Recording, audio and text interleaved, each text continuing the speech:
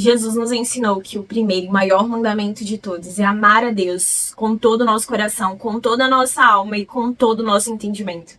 Só que 1 João, no capítulo 2, ele nos alerta para um perigoso rival que pode se opor a esse amor a Deus, que é o amor ao mundo.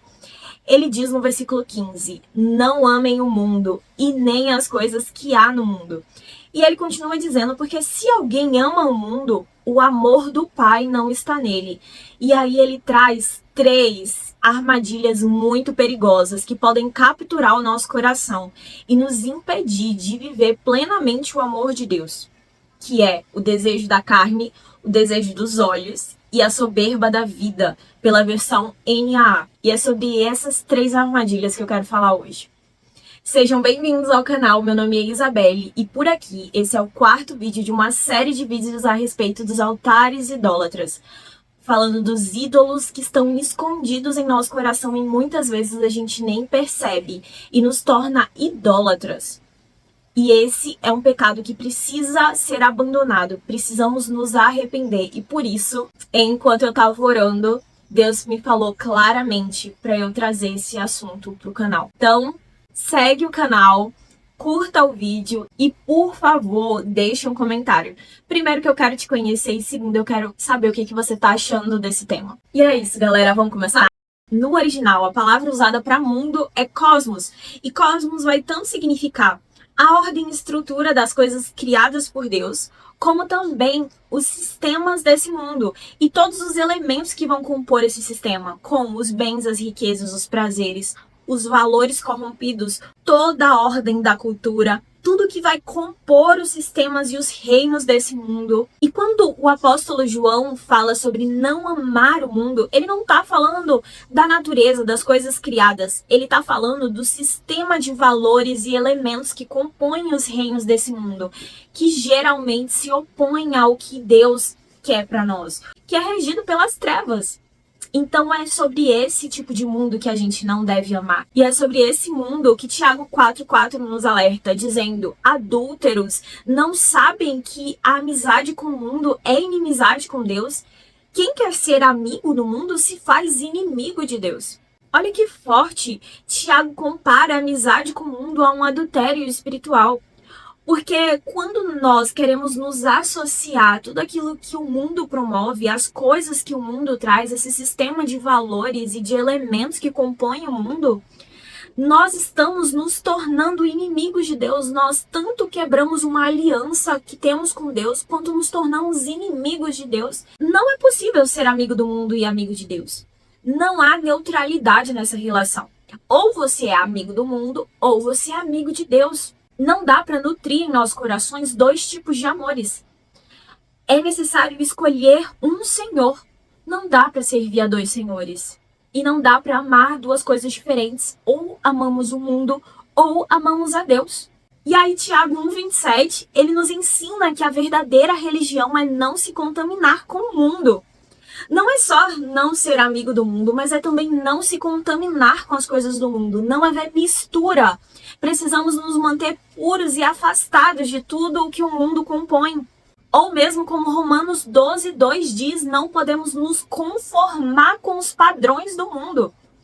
Não é nem ser amigo do mundo, nem se contaminar com as coisas do mundo, mas também não podemos parecer com o mundo, ter uma forma parecida com o mundo, um molde parecido com o mundo. Por isso ele diz que para que a gente experimente a boa, agradável e perfeita vontade de Deus, a gente precisa ser transformado na nossa mente. Só quando somos transformados na nossa mente, nós experimentamos a vontade de Deus. Porque a nossa mentalidade caída, ela tem um padrão do mundo. Para que a gente experimente o amor de Deus e a vontade de Deus para nós, a gente precisa ser transformado. E nessa transformação, a gente precisa abandonar 3 elementos que compõem o amor ao mundo, que é os desejos da carne, os desejos dos olhos e a soberba da vida. Vamos começar com os desejos da carne.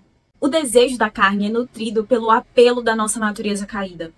São todos aqueles impulsos que gritam no nosso interior e nos tentam a seguir por um caminho de pecado. É tudo aquilo que nos chama a viver segundo os prazeres imediatos. E esses desejos, eles não nascem de fora, eles nascem aqui dentro, no nosso interior. São aqueles desejos que são nutridos, que nascem dentro de nós, que tentam nos levar para longe de Deus. E quando essa carne, ela não está sujeita ao Espírito, então ela vai querer tudo aquilo que é desordenado, as paixões e desejos desordenados, tudo aquilo que é pecado, os vícios, a gula, a imoralidade, a preguiça, os prazeres sem limites. Quando nós vivemos pelo desejo da carne, nós buscamos viver para satisfazer um corpo que é insatisfeito. A todo momento vai surgir um novo desejo para buscar o conforto, o prazer, a alegria imediata.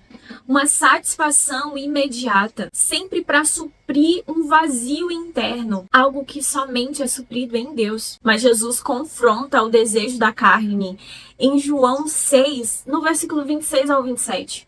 Quando aquela grande multidão, que já havia experimentado a multiplicação de pães e peixes, elas estão ali atrás de Jesus, e Jesus, percebendo a intenção do coração delas, percebendo que elas estavam sendo guiadas pelo desejo da carne, ele diz: é verdade que vocês estão me procurando, mas não é porque vocês viram sinais e maravilhas, mas é porque vocês comeram e ficaram satisfeitos. Jesus sabia que eles estavam se movendo pelos desejos da carne, que eles somente estavam se movendo por uma fome, não somente de comida, mas fome por satisfação, satisfazer a carne. Essa fome naquele momento era de pão físico.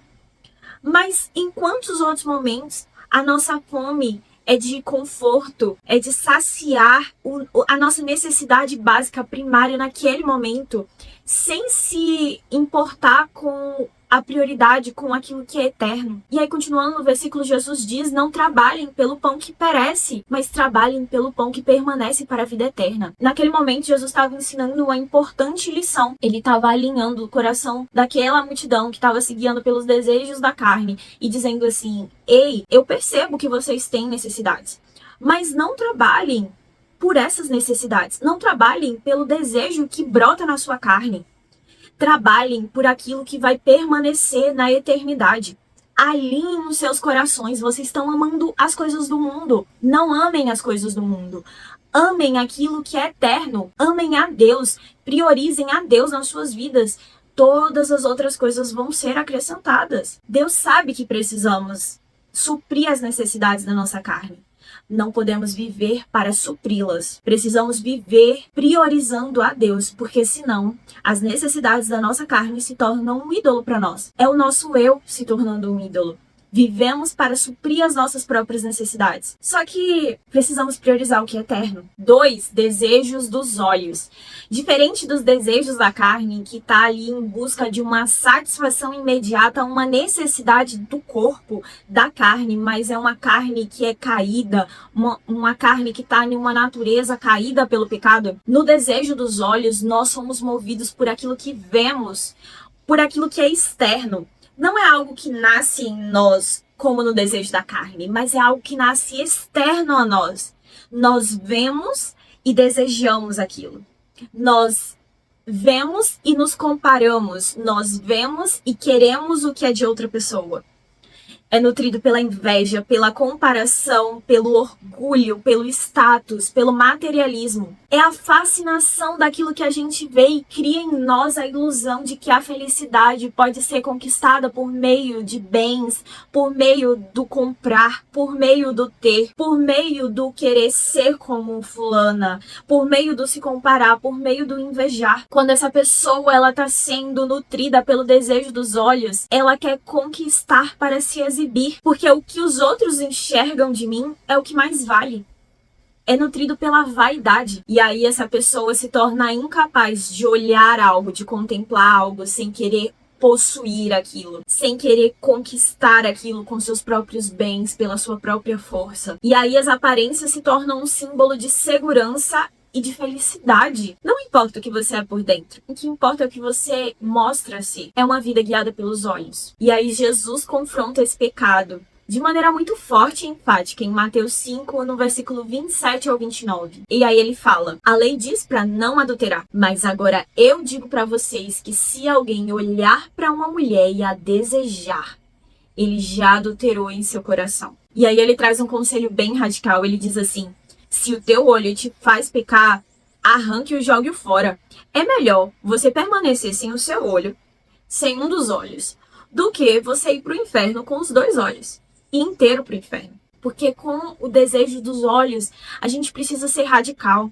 Em outro texto na Bíblia diz que os olhos é a lâmpada do corpo. É por meio dele que nós permitimos que a luz entre em nosso coração ou que as trevas entrem dentro de nós. A gente precisa ser radical quanto aos nossos olhos. Precisamos olhar para Jesus e entender que a eternidade é muito mais importante do que qualquer coisa desse mundo, porque todas as coisas desse mundo são passageiras, mas precisamos olhar para aquilo que é eterno e precisamos ter muito cuidado com o desejo dos olhos, porque na lei somente o ato nos fazia de fato ser condenados. Mas no tempo da graça, o ato de desejar aquilo, mesmo que você não cometa o pecado, o ato em si, só o ato de desejar já te torna pecador. Por isso a gente precisa olhar para os lugares corretos, porque o ato de olhar para algo que vai incitar um desejo em nós pode nos levar para um caminho de morte. Cuidado. Precisamos ter muito cuidado com o desejo dos olhos. E o terceiro ponto, a soberba da vida. Na soberba da vida é a ilusão a respeito de nós mesmos. Soberba, ele traz no sentido de vanglória ou de ostentação. É o sentimento que traz de medir quem somos por meio do nosso status, por meio daquilo que construímos, por meio daquilo que possuímos. É o orgulho que traz da confiança em nosso poder ou nos nossos títulos, na nossa posse, naquilo que temos de sucesso. Quando nutrimos a soberba da vida, então nutrimos em nosso coração uma autossuficiência e um orgulho de achar que não precisamos de Deus, de que podemos fazer na nossa própria força, que podemos fazer do nosso próprio jeito, no nosso tempo, no nosso modo. E sobre esse coração eu fiz um vídeo só para ele. Um coração que é movido pelo orgulho. E o exemplo claro disso é o rei Uzias. Temos tantos exemplos na Bíblia, aliás. O próprio Satanás caiu por conta do orgulho. Adão e Eva também caíram por conta desse mesmo orgulho, de achar que poderiam ser como Deus. E precisamos ter muito cuidado com isso. Quando nós estamos nutridos pela soberba da vida, amamos ser o centro das atenções. Amamos estar no holofote. Amamos ser admirados, servidos e até mesmo entretidos. A vida se torna um grande palco. E aí as pessoas que são soberbas, elas amam estar ofuscando outros com seu brilho, com o seu padrão de vida, com a maneira que elas vivem. E aí elas querem ser o centro das atenções, elas querem ser adoradas por outros no final das contas. A soberba da vida é o oposto da humildade do reino de Deus. Jesus é manso e humilde de coração, mas a soberba da vida vem com um padrão totalmente oposto ao de Cristo. A soberba da vida nos empurra a viver uma vida para a nossa própria glória, quando na realidade a glória tem que ser de Deus, somente dele. E aí Jesus nos alerta a respeito disso em Lucas 12, do 15 ao 23. Ele diz que precisamos tomar cuidado com a ganância, que a quantidade de bens de uma pessoa não define quem ela é. Então ele conta uma parábola. Ele conta uma parábola de um homem que era muito rico. E aí, em determinado momento, ele percebe que os seus celeiros são pequenos demais, então ele derruba todos os celeiros e constrói outros ainda maiores. Ele constrói um grande império para si. Mas aí, quando ele finaliza tudo aquilo, ele diz assim: finalmente, agora eu vou desfrutar. Ele provavelmente naquele momento atingiu o pico da soberba da vida. E aí, naquele momento, do alto, Deus diz: insensato, ainda hoje vão te pedir a tua alma. Ou seja, você vai morrer. Quem vai ficar com tudo isso que você construiu? E aí, Jesus passa a ensinar uma vida de fé e de confiança em Deus. E aí ele ensina: não se preocupem com o que vocês vão vestir, com o que vocês vão comer. Não se preocupem com essas coisas. Porque a vida é muito mais importante do que a comida e o corpo é muito mais importante do que a roupa. E aí lá no final do texto, aí Jesus vai falar dos passarinhos, dos lírios, e aí ele vai dizer: busquem em primeiro lugar as coisas do reino, e as demais coisas vão ser acrescentadas, porque Deus sabe daquilo que nós precisamos. E essa é uma vida de confiança e de fé que é oposta a uma vida baseada na soberba, que é uma grande ilusão, uma grande farsa, porque no final das contas, aquele homem construiu seu grande império e nem conseguiu desfrutar dele, porque ele faleceu, porque a vida é passageira. Nós somos como uma brisa, passamos rapidamente nessa terra, por isso não podemos ser soberbos. Quem somos nós para sermos soberbos? Mas essas 3 grandes armadilhas, elas não estão ali somente em 1 João 2. Elas foram responsáveis na tentação do homem e da mulher no Jardim do Éden. Perceba em Gênesis 3. Eva foi tentada nas 3 grandes armadilhas. Quando Eva viu o fruto, ela percebeu que o fruto era bom para se comer. Aqui fala do desejo da carne. Era agradável aos olhos. Ela desejou por meio dos olhos. E era desejável para se obter conhecimento e entendimento. Ali ela foi seduzida pela soberba da vida, em ser como Deus. E não só aconteceu em Adão e Eva ali no início da humanidade, como também aconteceu em Jesus, quando ele estava no deserto. Jesus também foi tentado nessas 3 grandes armadilhas. Quando ele estava no deserto, primeiro, Satanás tentou Jesus a transformar as pedras em pães, porque Jesus estava com fome. E isso fala do desejo da carne. Depois Satanás leva ele a ver os reinos desse mundo e a possuí-los. Aqui fala do desejo dos olhos, ele viu os reinos, mas ele assim não caiu. 3. Satanás tentou Jesus a se jogar e ser exaltado por meio dos anjos que iriam pegá-lo. E aqui fala da soberba da vida. Mas nos 3 tentações que Adão e Eva pecaram, Jesus venceu. E se Jesus venceu, nós também podemos vencer. E toda vez que você ler a tentação de Jesus, perceba que Jesus, ele venceu tanto o desejo da carne, quanto o desejo dos olhos, quanto a soberba da vida. E o nosso caminho como cristãos é seguir pelo caminho de Cristo, é ser como Jesus. Porque Jesus, ele não era somente Deus, ele também veio como homem. Ele era 100% Deus, mas 100% homem. Ele tinha todas as tentações, toda a fraqueza que nós temos hoje, mas ele venceu todas elas. Se ele venceu, nós também conseguimos, essa é a nossa esperança. E agora temos o Espírito Santo. E por meio do Espírito Santo, nós temos toda a capacitação necessária para que a gente vença todas as tentações possíveis e seja santo, como Deus é santo. E é isso, galera. Até o próximo vídeo.